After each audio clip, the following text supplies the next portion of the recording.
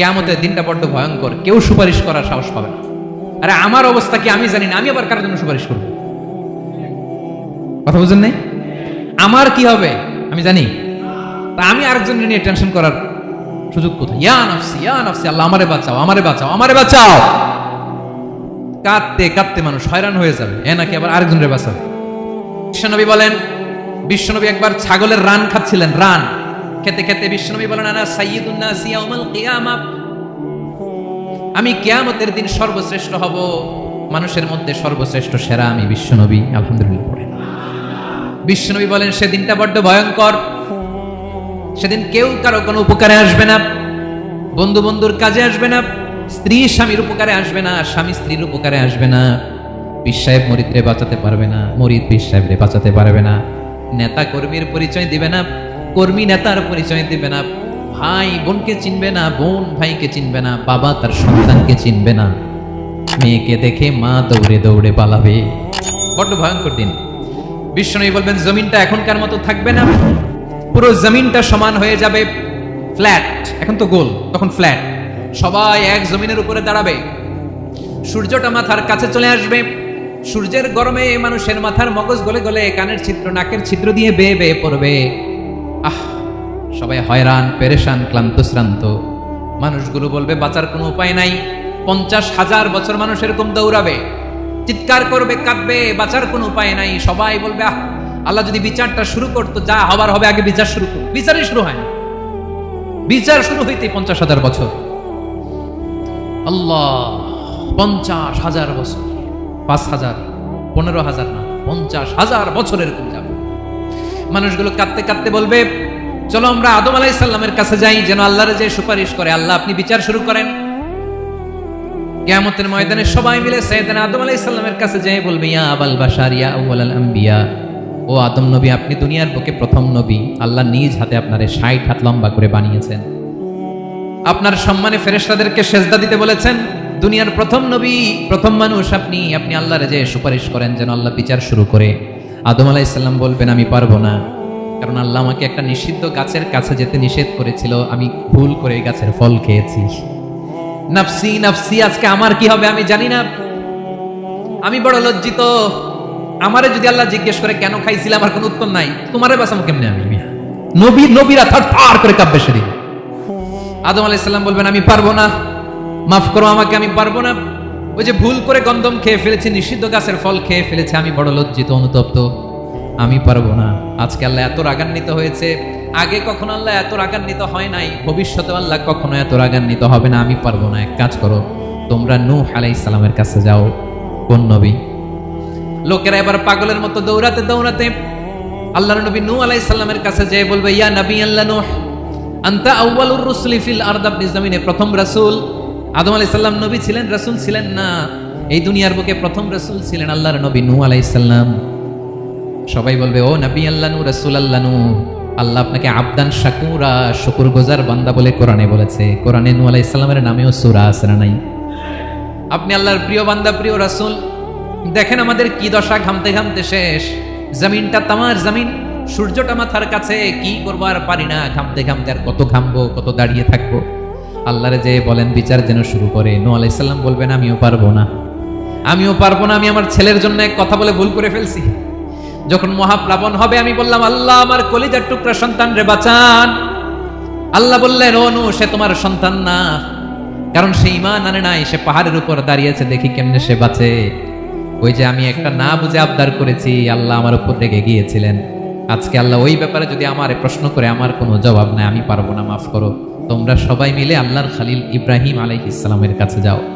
লোকগুলো পাগলের মতো খুঁজতে আরম্ভ করবে, অযুত লক্ষ নিযুত কোটি মানুষের ভিড়ে আল্লাহর খলিল ইব্রাহিমকে যেয়ে বলবে ইয়া খলিলুল্লাহ, ও আল্লাহর খলিল, আল্লাহ আপনাকে বড্ড ভালোবেসেছেন, আপনি কাবা বানিয়েছেন, আল্লাহ আপনাকে বড্ড পছন্দ করেন। দেখেন আমাদের কি অবস্থা, আপনি যে আল্লাহর কাছে সুপারিশ করেন যেন আল্লাহ আজকে বিচার শুরু করে। আল্লাহর নবী ইব্রাহিম বলবেন আমিও পারবো না, আমি আমার জীবদ্দশায় 3টা মিথ্যা বলেছি। কয়টা? আসলে মিথ্যা না, একটু টুইস্ট করে কৌশল করে কথা বলেছিলেন, ওইটাকে হাদিসে মিথ্যা বলা হয়েছে। আমি জীবনে 3টা মিথ্যা বলেছি, জীবন বাঁচানোর তাগিদে কৌশল করে 3টা কথা বলেছি। আজকের এই কঠিন ময়দানে আল্লাহ যদি ওই 3টা কথার ব্যাপারে জিজ্ঞেস করে, লজ্জায় আমি মাথা দেখাতে পারবো না, আমিও পারবো না। আমিও পারবো না। আজকে আল্লাহ এত রেগে আছে, আগে কখনো এত রাগে নাই, পরেও রাখবে না। তোমরা সবাই মিলে বনি ইসরাইলের নবী মুসা আলাইহিস সালামের কাছে যাও। সবাই এবার যাবে মুসা আলাইহিস সালামের কাছে, যেয়ে বলবে, ইয়া নবী আল্লাহ মুসা, আপনি ছিলেন কালিমুল্লাহ, আল্লাহর সাথে সরাসরি কথা বলতেন। রব্বুল আলামিন আপনাকে তাওরাত কিতাব দিয়েছেন, আপনি যে একটু সুপারিশ করেন। আল্লাহর নবী মুসা বলবেন, মাফ করো, আমিও পারবো না। আমি দুনিয়ার বুকে ভুল করে একটা মানুষকে মেরে ফেলেছি। আমি মারছিলাম আদব শিক্ষা দেওয়ার জন্য, এক থাপ্পড়ে, থাপ্পড়ে যে ওই লোক মরেই যাবে আমি জানতাম না। আজকে আল্লাহ যদি জিজ্ঞেস করে কেন মারলা, জবাব আছে? ওই লজ্জায় আমি অনুতপ্ত, আমি পারবো না, আমার এই কথা বলো না। আজকে আল্লাহ বড্ড রেগে আছে, আমি পারবো না। তোমরা আল্লাহর নবী সাল্লাল্লাহু আলাইহি সাল্লামের কাছে যাও। কিয়ামতের ময়দানে মানুষগুলো পাগল পাড়া হয়ে আল্লাহর নবী ঈসা আলাইহিস সালামের কাছে যাবে, যে বলবে, নবী ঈসা আপনি রূহুল্লাহ, বাবা ছাড়া আল্লাহ আপনাকে বানিয়েছেন, ইনজিল কিতাব দিয়েছেন, মৃত মানুষকে আপনি জীবিত করতে পারতেন। আজকের এই কঠিন বিপদের দিনে আপনি আমাদের সাহায্য করেন। আল্লাহর কাছে যে বলেন যেন বিচার শুরু করে। ঈসা আলাইহিস সালাম বলবেন, আমিও পারবো না। ইন্নী উবিদতু মিন দুনিল্লাহ, আমার উম্মত খ্রিস্টানেরা আল্লাহরে বাদ দিয়ে আমি ঈসার ইবাদত করেছে। আমার মা ম্যারি আর আমাকে ডাকতো জেসাস ক্রাইস্ট, আমার ইবাদত করেছে। যদিও আমি আমার ইবাদত করতে বলি না, ঈসা আলাইহিস সালামও ইবাদত করতে বলেছেন একজনের, তিনি কে? আল্লাহর নবী ঈসা আলাইহিস সালাম বলবেন, আমিও পারবো না। আজকে আল্লাহ অনেক রেগে আছে, আমি পারবো না। তবে একটা পরামর্শ দিতে পারি, একটা সাজেশন দিতে পারি। আজকের দিনে এই কঠিন মুসিবতের কালে, এই কঠিন সময়ে কেউ আল্লাহর দরবারে দাঁড়িয়ে একটা টু শব্দ করার ক্ষমতা কারো নাই, একমাত্র আখিরি জামানার পয়গম্বর বিশ্বনবী মুহাম্মদুর রাসূলুল্লাহ ছাড়া। মানুষগুলো এবার আগুনের মধ্যে পানি দিলে যেমনি আগুন নিভে যায়, দাউ দাউ করা হৃদয়ে জ্বলন্ত আগুন তাদের ঠান্ডা হবে। কিয়ামতের ময়দানে ওই বিভীষিকাময় সময়ে, মুসিবতের কালে মানুষগুলো পাগল হয়ে বিশ্বনবীকে খুঁজতে আরম্ভ করবে। সবাই মিলে বিশ্বনবীর কাছে যেয়ে বলবে, ইয়া রাহমাতাল লিল আলামিন, ইয়া খাতামান নবীন, রাহমাতাল লিল আলামিন। দেখেন আমাদের কি অবস্থা, কি কঠিন বিপদে আমরা আছি, দাঁড়াতে পারি না, সূর্যের আলোতে ঘেমে হয়রান। আজকে কেউ সুপারিশ করতে পারবে না। সব নবীরা অপারগতা স্বীকার করেছে, তারা বলেছে আপনি ছাড়া কেউ নাকি আল্লাহর সামনে দাঁড়াতে পারবেন না, আপনি একটু সুপারিশ করেন। বিশ্বনবী বলবেন, আসো আসো, আজকের দিনে আমি ছাড়া আল্লাহর সামনে কেউ দাঁড়াতে পারবে না। বিশ্বনবী মাকামে মাহমুদে যে আল্লাহু আকবার বলে সিজদায় লুটিয়ে পড়বেন। আল্লাহ রাব্বুল আলামিন বিশ্বনবীকে এমন কিছু চমৎকার শব্দ শেখাবেন, ওই শব্দগুলো দিয়ে আল্লাহর প্রশংসা করে বিশ্বনবী কাঁদতে আরম্ভ করবেন। বিশ্বনবী এমন ভাবে অজর দ্বারায় সিজদায় লুটিয়ে পড়ে কাঁদবেন, রব্বুল আলামিনের রহমতের দরিয়ায় জোশ লেগে যাবে। রব্বুল আলামিন এই দৃশ্য থেকে সহ্য করতে পারবেন না। রব্বুল আলামিন বলবেন, ইয়া মুহাম্মদ ইরফা রাসাক, ও নবী আপনি মাথা তোলেন, মাথা তোলেন, আপনার কান্না আমি সহ্য করতে পারি না। নবী আপনি মাথা তোলেন, সাল তুতা, আজকে আপনি যা চাবেন তাই দেব। নবী আপনি সিজদা থেকে মাথা তুলেন, সাল তুতা, যা চাবেন তাই দেব। ওয়াশফা তুশাফা, যার জন্য সুপারিশ করবেন তার সুপারিশ কবুল করে নেব। বিশ্বনবী এবার মাথা তুলবেন। যে বিভীষিকাময় সময়ে প্রত্যেক নবী বলেছেন আমি পারবো না, প্রত্যেক নবী বলেছেন নফসি নফসি, আমার কি হবে আমি জানি না, আল্লাহ আমারে বাঁচাও। প্রতিটি নবী বলবেন নফসি নফসি, আল্লাহ তুমি আমারে বাঁচাও, আমারে বাঁচাও। বিশ্বনবী মাথা তুলবেন, তুলে বলবেন রব্বি হাবলি উম্মতি, আল্লাহ তুমি আমার গুনাহগার উম্মতকে বাঁচাও। এই দুনিয়ার বুকে রব্বুল আলামিন সব নবীকে একটা করে দাওয়া মুস্তাজাবা দিয়েছেন, মানে যে দোয়া করলে কবুল হয়ে যায় সাথে সাথেই। দাও বিহা, দুনিয়ার সব নবীরা ওই দোয়াটা দুনিয়ায় করে ফেলেছে। সব নবীকে আল্লাহ একটা করে দোয়া দিয়েছেন, নবী দোয়া করলেই কবুল, সব নবীরা ওই দোয়া করে ফেলেছে দুনিয়াতে। বিশ্বনবী বলেন আমি করি নাই। ওয়া ইন্নী আখতাবিউ দাওয়াতি শাফাআতান লি উম্মতি ইয়াউমাল কিয়ামাহ, আমার ওই স্পেশাল দোয়াটা আমি দুনিয়ার বুকে কঠিন বিপদে পড়েও কোনোদিন করি নাই। আমি আমার স্পেশাল দোয়াটা কিয়ামতের দিন আমার গুনাহগার উম্মতকে সুপারিশের জন্য রেখে দিয়েছি। আল্লাহ বলবেন নবী ইরফা রাসাক, মাথা তোলেন, আর কাটবেন না। বিশ্বনবী মাথা তুলবেন, আল্লাহ বলবেন সাল তুতা, আপনি যা চাবেন তাই দেব। ওয়াশফা তুশাফা, সুপারিশ করেন, সুপারিশ কবুল করব। বিশ্বনবী বলবেন আল্লাহ ওই স্পেশাল দোয়াটা দুনিয়াতে করি নাই, আজকে আমি তোমার দরবারে দাঁড়িয়ে কিয়ামতের দিন ওই দোয়াটা করছি। আল্লাহ আমার যে উম্মতের হৃদয়ে যাররা পরিমাণ ঈমান আছে, আমার একটা উম্মতকেও তুমি জাহান্নামে ঢোকাতে পারবা না। বিশ্বনবী পাগলের মতো একবার হাউজে কাউসারে যাবেন, একবার সিরাতে যাবেন, একবার পুলসিরাতের দিকে, একবার হাউজে কাউসারের দিকে পাগলের মতো দৌড়াতে থাকবেন, তার কোনো গুনাহগার উম্মত যাতে জাহান্নামে ঢুকে না যায়। সেদিন কেউ সুপারিশ করতে পারবে না, বিশ্বনবী ছাড়া। এজন্য 5 নম্বর আল্লাহ বললেন, মান যাল্লাযী ইয়াশফাউ ইনদাহু ইল্লা বিইযনিহি। কার সাহস আছে, কার এত বড় বুকের পাটা কিয়ামতের কঠিন দিন আল্লাহর সামনে দাঁড়িয়ে সুপারিশ করবে? কার ক্ষমতা নেই, কারো ক্ষমতা নাই। বিশ্বনবী সেদিন সিজদায় পড়ে উম্মতের জন্য কাঁদবেন, সবাই কাঁদবে, নফসি নফসি, আল্লাহ আমারে বাঁচাও, আল্লাহ আমারে বাঁচাও। বিশ্বনবী বলবেন, উম্মতি উম্মতি।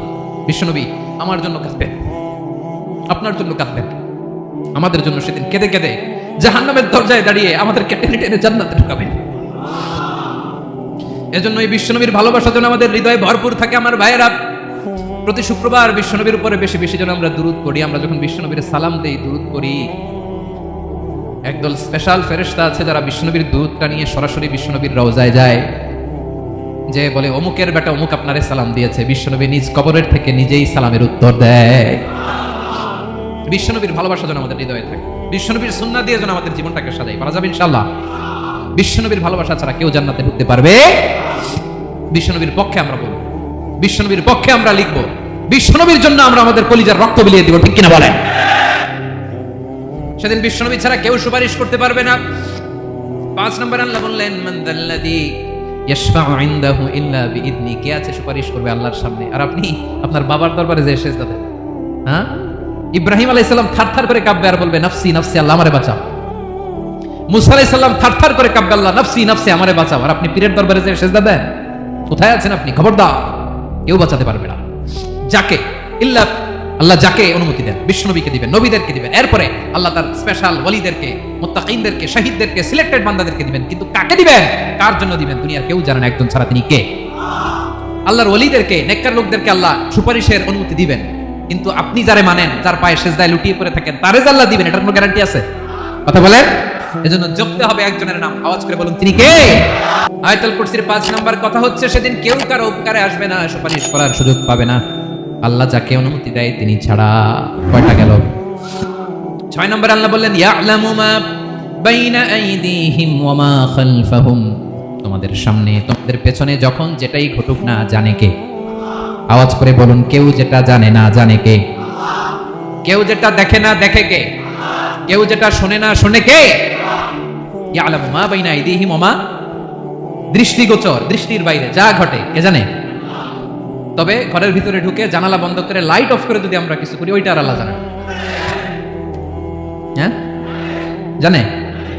ওইটাও জানে।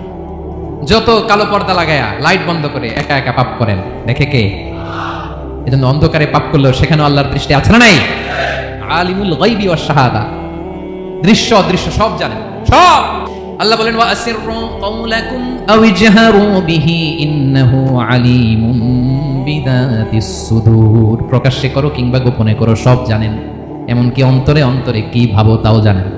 মুখে গালি দেন নাই, মনে মনে গালি দিচ্ছেন, ওটা তো আল্লাহ জানেন। হ্যাঁ, অন্তরে যা আছে ওইটাও। ইয়ালামু খাইনাতাল আয়ুন ওয়া মা তুখফিস সুদূর। চোখ দিয়ে, অনেকে দেখবেন চোখ দিয়ে চোখ মারে, ওইটাও আল্লাহ দেখেন। বিচার করতেছে, বিচারককে ঘুষটুস দিয়ে আপনি চোখ মারলেন, যে এইভাবে না ওইভাবে কর, এটা তো আল্লাহ দেখে, দেখে নাই? হ্যাঁ, খাইনাতাল আয়ুন, চোখের খেয়ানত দেখে। ওয়া মা তুখফিস সুদূর, অন্তরে যেটা লুকায় রাখো এটাও তিনি দেখেন। এজন্য আল্লাহ বলেন 6 নম্বর কথা হচ্ছে, ইয়ালামু মা বাইনা আইদিহিম ওয়া মা খালফাহুম। সামনে পেছনে যা ঘটে সব জানে কে? কথা ক্লিয়ার? 7 নম্বরে আল্লাহ বললেন, ওয়ালা ইউহিতুনা বিশাইইম মিন ইলমিহি ইল্লা বিমা শা। কেউ তার জ্ঞানকে পরিব্যাপ্ত করতে পারে না, পরিবেষ্টন করতে পারে না। তার জ্ঞানে কি আছে কেউ জানতে পারে না, ততটুকু ছাড়া যতটুকু তিনি জানেন। সুবহানাল্লাহ। নবীরা কি সব জানেন? বিষ্ণু ইসা ইসলাম সব জানতেন না। আল্লাহ তাআলা নবীদেরকে যতটুকু জানান ততটুকুই নবীরা বলে, ঠিক কি না? ওয়া মা ইয়ানতিকু আনিল হাওয়া ইন হুয়া ইল্লা ওয়াহয়ুন ইউহা। আল্লাহ যতটুকু জানায় নবীরা ততটুকু বলতে পারে, এর বাইরে বলতে পারে না। আল্লাহ যতটুকু জানায় ততটুকু। আমাদের জ্ঞান যা আছে দিছে কে? সবাই বলুন, কে দিছে? এজন্য আল্লাহ বলে, আমি যদি জ্ঞান দেই তাইলে তোমরা জ্ঞান পাও, এছাড়া জ্ঞানের কোনো মাধ্যম দুনিয়াতে। আর আমাদের জ্ঞান একেবারে কম, এই জ্ঞান নিয়ে আমরা বড়াই, কত বড়াই করি, জ্ঞানের কত বড়াই, গর্ব অহংকার, কত গরম আছে না নাই? কি জ্ঞান আছে আপনার? কি জানেন বলেন? ভবিষ্যৎ জানেন? কালকে কি হবে জানেন?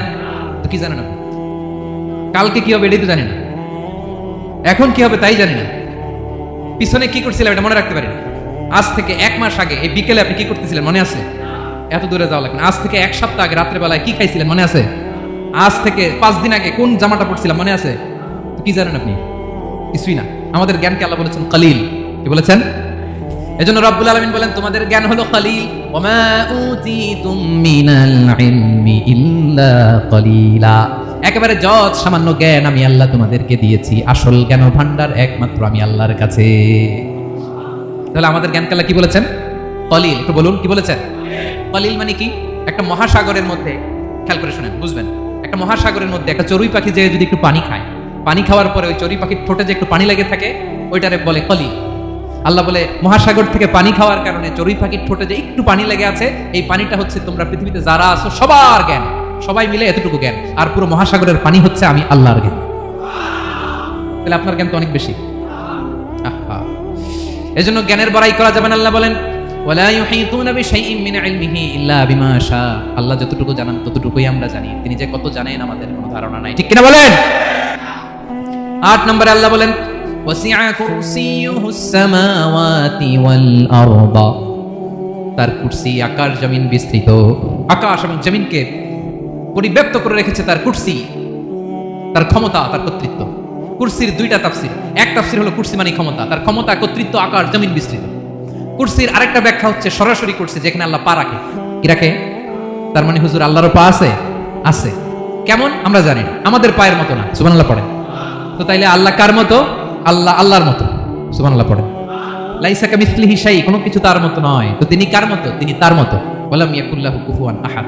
ওয়াসিআ কুরসিয়ুহুস সামাওয়াতি ওয়াল আরদ। তার কুরসিটা আকাশ জমিন বিস্তৃত। এটা ঊর্ধ্ব জগতের কথা। অথবা হাতের বাইরা কোন জগৎ? ঊর্ধ্ব জগৎ শুরু হয় এই যে এখান থেকে, মাথার উপর থেকে ঊর্ধ্ব জগতের শুরু। ঠিক কিনা? এই যে শূন্যে যা দেখেন এটা প্রথম আকাশের মহাশূন্য। আল্লাহ বলেন ওয়ালা কাদ যায়্যানাস সামাআদ দুনিয়া বিজিনাতিল কাওয়াকিব। প্রথম আকাশের মহাশূন্যকে আমি তারা গ্রহ দিয়ে সুশোভিত করেছি।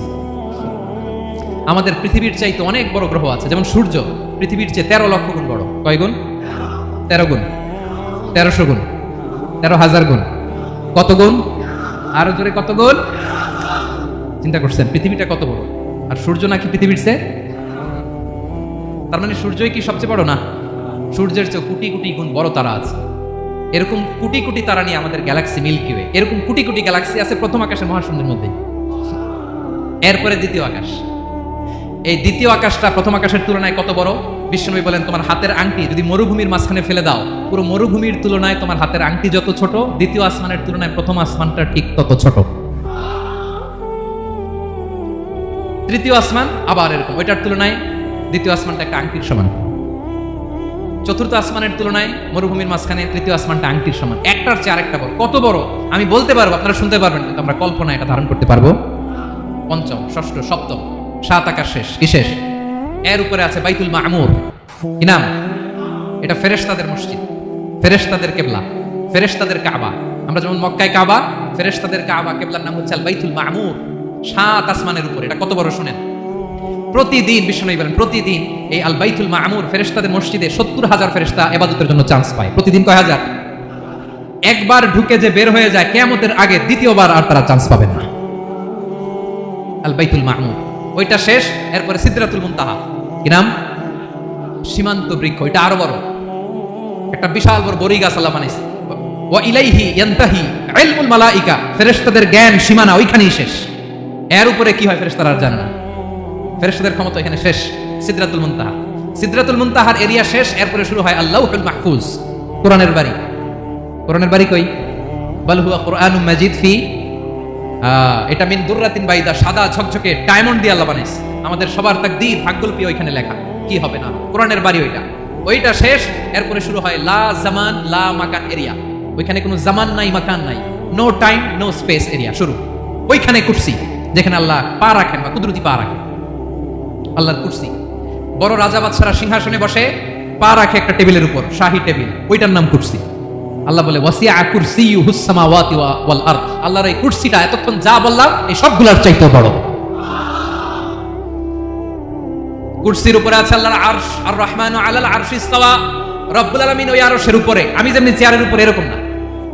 যেভাবে আল্লাহর জালালিয়াত, হিজ হাইনেস, হিজ রয়্যালনেস, আল্লাহর জালালিয়াত, আল্লাহর কুদরতের মাধ্যমে যেভাবে আল্লাহ আরশের উপর থাকা দরকার, আল্লাহ সত্তা, আল্লাহ ঠিক ওইভাবে আছেন, আরশের উপরে আছেন। ওয়া ইয়াহমিলু আরশা রাব্বিকা ফাওকাহুম ইয়াউমাইযিন সামানিয়া। কিয়ামতের দিন আল্লাহর এই আরশটা 8 জন ফেরেশতা বহন করবে। আরশ বহনের জন্য আল্লাহর ফেরেশতা লাগে না, কোনো কাজের জন্যই আল্লাহর ফেরেশতা লাগে না। আল্লাহ বলে কুন ফায়াকুন, হয়ে যায়। তারপরে আল্লাহ নিয়োজিত রেখেছেন, সেদিন কিয়ামতের দিন আল্লাহর আরশটা বহন করবে কয়জন ফেরেশতা? এদের সাইজ কত বড়? হ্যাঁ, শুনতে মনে চায়? বিশ্বনবী বলেন, ইন্না মা বাইনা শাহমাতি উযুনিহি ইলা আতিকিহি মাসিরাতু 700 সানা। বিশ্বনবী বলেন, ওই ফেরেশতার সাইজ আমি দেখে এসেছি কত বড়, শোনো, যারা আল্লাহর আরশ বহন করবে। পুরো সাইজ বলা যাবে না। বিশ্বনবী বলেন, ওই ফেরেশতার কানের লতি থেকে কাঁধ বরাবর। আপনার কানের লতি থেকে কাঁধ কতটুকু হবে? 4 আঙ্গুল 5 আঙ্গুল। বিশ্বনবী বলেন, যে 8 জন ফেরেশতা কিয়ামতের দিন আল্লাহর আরশের পায়া ধরে থাকবে, ওই ফেরেশতাগুলোর কানের লতি থেকে কাঁধ বরাবর আসতে সবচেয়ে দ্রুতগামী যানবাহন, পৃথিবীতে সবচেয়ে দ্রুত চলে আলোর ফোটন। আলোর ফোটন 1 সেকেন্ডে চলে 3 লক্ষ কিলোমিটার। কয় লক্ষ কিলোমিটার? 1 ঘন্টায়? 1 মিনিটে? কয় সেকেন্ডে? 1 সেকেন্ড কইতে তো 2 সেকেন্ড লাগে। 1 সেকেন্ডে আলোর ফোটন, আলোর কণা ছুটে 3 লক্ষ কিলোমিটার বেগে। বিষ্ণুই বলেন, এরকম যানবাহন দিয়ে যেটা সেকেন্ডে 3 লক্ষ কিলোমিটার বেগে ছুটে, এরকম দ্রুত যদি কেউ ছুটে, তাহলে ওই ফেরেশতার কানের লতি থেকে কাঁধ বরাবর আসতে 700 বছর সময় লাগবে। এজন্য রব্বুল আলামিন বলেন, ওয়াসিআ কুরসিয়ুহুস সামাওয়াতি ওয়াল আরদা। আল্লাহর কুরসিটা আকাশ জমিন সব চাপিয়ে যাবে। তাহলে আল্লাহ কত বড়! সুবহান। সেজদায় যখন লুটিয়ে পড়ে, এটা ভাববেন, আয় রে, কারে সেজদা দেই আমি? তিনি কি সুমহান, কি সুবিশাল! ওই রবের গোলাম আমি, আলহামদুলিল্লাহ পড়েন। 9 নম্বরে আল্লাহ বলেন, ওয়ালা ইয়াউদুহু হিফযুহুমা। এই বিশাল আকাশ জমিনকে রক্ষণাবেক্ষণ করতে যে আল্লাহ কঠিন কালেও ক্লান্ত হয় না। নাকি আমার আপনার মতো ক্লান্ত হয়? আল্লাহর ক্লান্তি আছে, শ্রান্তি আছে, বিশ্রাম আছে, বিরাম আছে, ঘুম, জিমানি? সুবহানাল্লাহ পড়েন। আল্লাহ বলে, ওয়ালা ইয়াউদুহু হিফযুহুমা। এগুলোকে রক্ষণাবেক্ষণ করতে আল্লাহ ক্লান্ত হয়ে পড়েন না। 9 নম্বরে বললেন, আল্লাহর কোনো ক্লান্তি নাই, সব কিন্তু দেখভাল করেন, প্রতি মুহূর্তে, প্রতি সেকেন্ডে যার যেটা লাগে করেন। এই পুরো বসুন্ধরা, পৃথিবী, মহাবিশ্ব যেভাবে চলা দরকার সৃষ্টির পর থেকে আজও চলছে। চালায় কে? ইঞ্জিনিয়ারটা কে? আসল কারিগরটা কে? 9 নম্বর চলে গেল, আল্লাহ ক্লান্ত হন না। আর বাকি রইল কয়টা? সব শেষে আল্লাহ তাআলা বললেন, ওয়া হুয়াল আলিয়ুল আযীম। ওয়া হুয়াল আলিয়ুল আযীম, তিনি হচ্ছেন আল আলিয়ুল আযীম। সব শেষ কথা। প্রিয় ভাইয়ের, আমি বলেছিলাম আয়াতুল কুরসিতে আল্লাহর মোট কয়টা সুন্দর সুন্দর নাম আছে? 2টা তো বলে ফেলছি। এগুলো কি ছিল? আল হাইয়ু, আল কাইয়ুম। এবার সব শেষে 3 আর 4 নাম্বারটা আসছে। এটা কি? একটা আল আলী আর একটা আযীম। 3 নাম্বারটা হচ্ছে আল আলী, 4 নাম্বারটা আযীম। আল আলী মানে হচ্ছে সর্বোচ্চ, দ্য গ্রেটেস্ট, দ্য হাইয়েস্ট। তার উপরে কেউ আছে? ঊর্ধ্ব জগতের যে বর্ণনা দিছি, কি বুঝলেন? আল্লাহর উপরে কেউ আছে? এজন্য তিনি হচ্ছেন আল আলী, সবচেয়ে উপরে, সর্বোচ্চ, দ্য হাইয়েস্ট। তার উপরে কেউ। এজন্য আল্লাহ বলেন, সাব্বিহ ইসমা রাব্বিকাল আ'লা।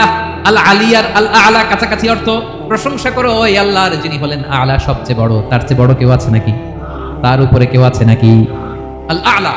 এজন্য আমরা যখন সিজদায় লুটিয়ে পড়ি, আমরা যখন সবচেয়ে নিচে যাই, আমরা বলি আল্লাহ তুমি সবচেয়ে উপরে।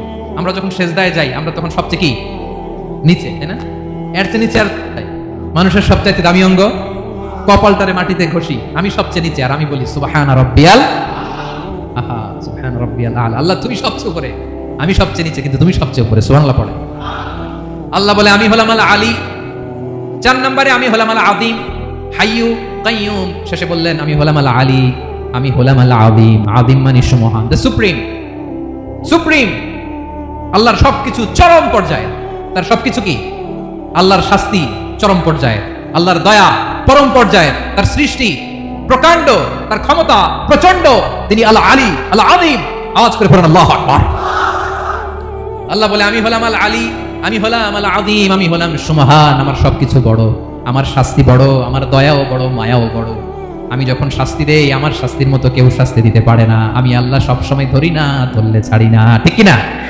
ধরে ধরে ধরে না, ধরলে আল্লাহ সাবধান। যখন আযাব আসবে, গজব আসবে, পালাবার জায়গা খুঁজে পাওয়া যাবে। সামান্য ভূমিকম্প দিলে আমাদের অবস্থা কি হয় দেখেন তো? হ্যাঁ, সামান্য একটু ভূমিকম্প দিলে বাঁচার উপায় আছে? আল আযীম, ইন্না যালজালাতাস সাআতি শাইউন আযীম। কিয়ামতের সেই প্রকম্পনটা বড় ভয়ঙ্কর, বড় ভয়ঙ্কর। এজন্য আমরা সে আল্লাহর ইবাদত করি যিনি কখনো ঘুমান না, যিনি ক্লান্ত হন না, যার লয় নাই, যার কোনো ক্ষয় নাই, যিনি ছাড়া আমাদের বাঁচার কোনো উপায় নাই, ঠিক কিনা বলেন? 10 নম্বর ক্লিয়ার? আলহামদুলিল্লাহ পড়েন। যা বললাম আমরা যেন আমল করতে পারি। তাহলে একটি আয়াতের তাফসীর শুনলাম। আয়াতটার নাম প্রত্যেক ফরজ নামাজের পরে পড়বেন, সকাল সন্ধ্যা পড়বেন, ওয়াজিফা হিসেবে মানবেন তো? কোন সূরায়? আয়াত নাম্বার মোট কয়টা কথা?